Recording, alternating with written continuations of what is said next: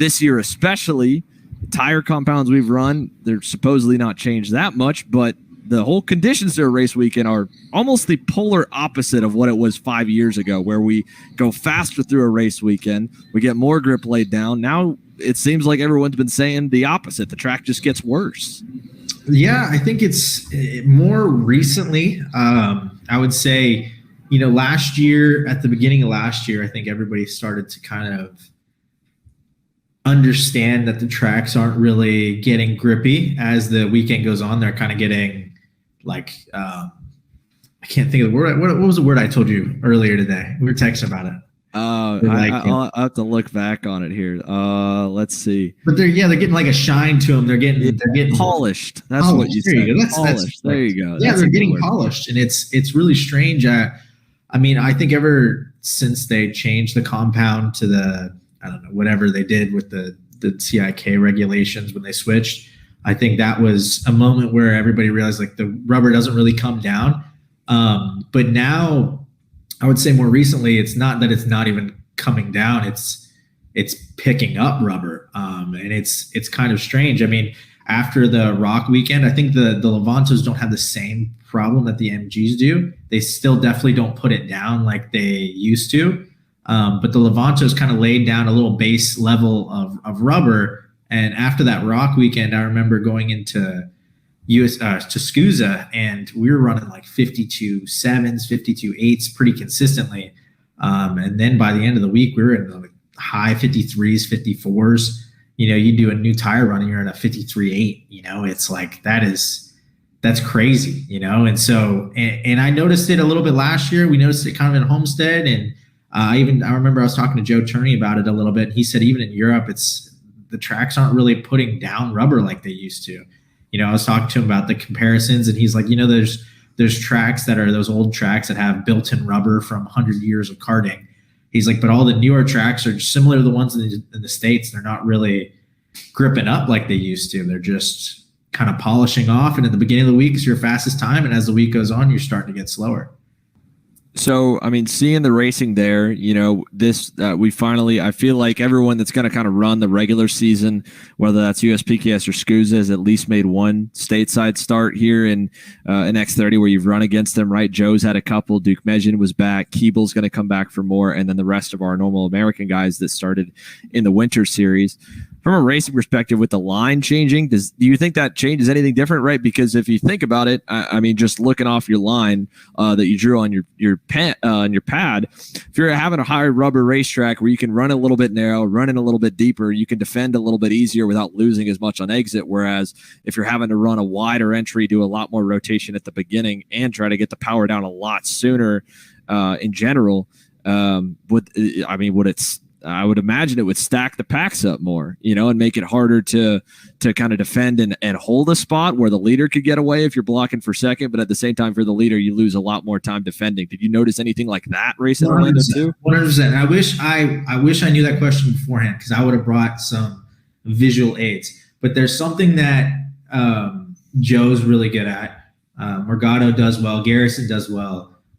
And what's the Sodi kid's first name? I keep forgetting it. Harley. I keep wanting to call him Henry. Harley did to me kind of that race. It just didn't succeed. It succeeded in knocking me out. But the thing is when the track's green like that, obviously the braking zones become a little bit longer, and because you're turning in so much later, you have to slow the car down more a lot sooner in the corner.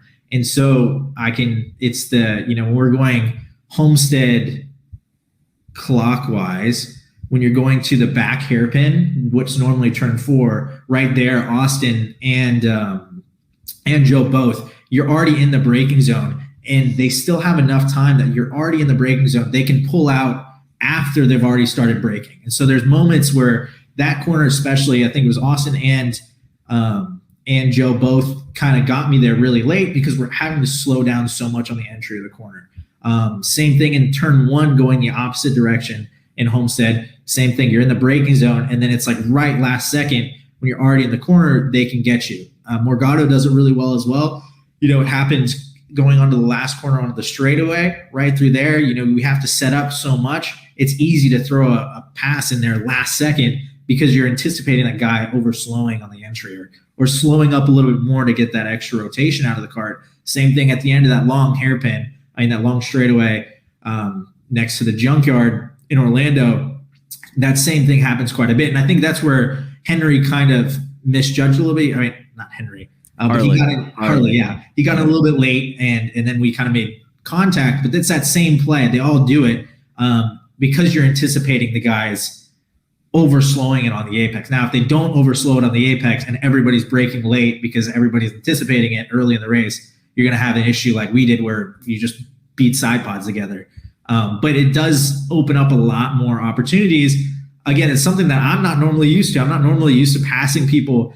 You've already started braking and then you make the move. Yeah. And so it's something that I'm definitely looking at that. And I've been analyzing a lot of the stuff that I've been doing earlier in this year. And that's one of the areas that I feel like I could have some significant improvement is after I've already slowed down for the corner, you're still not, crossing out that passing zone.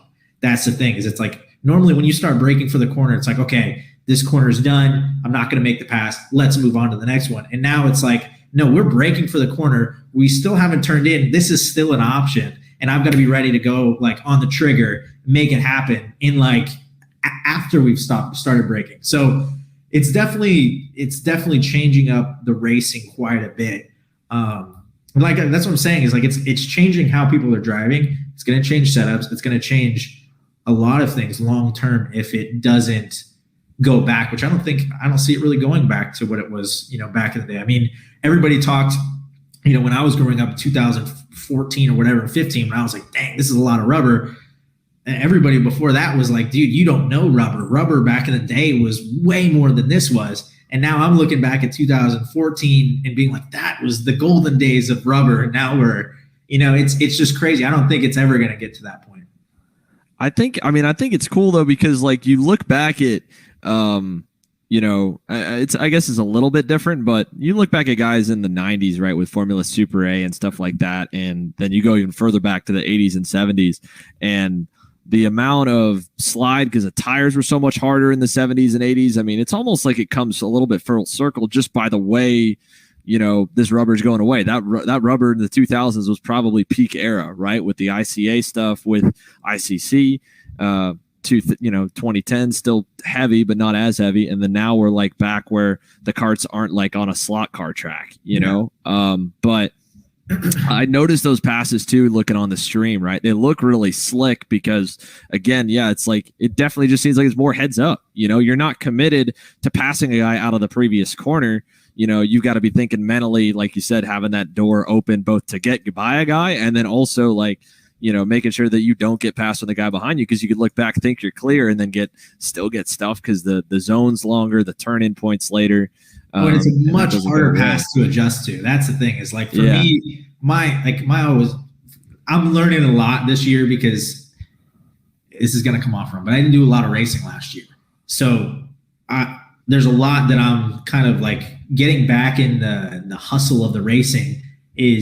I'm catching up on. And normally my game plan was like, okay, somebody's the inside of you, back out, get it back in. But when they're making these passes as late as they are, it's so hard to like get out of the way for that because you're already there. Like they're not making contact, right? It's not a dirty pass. It's just really late.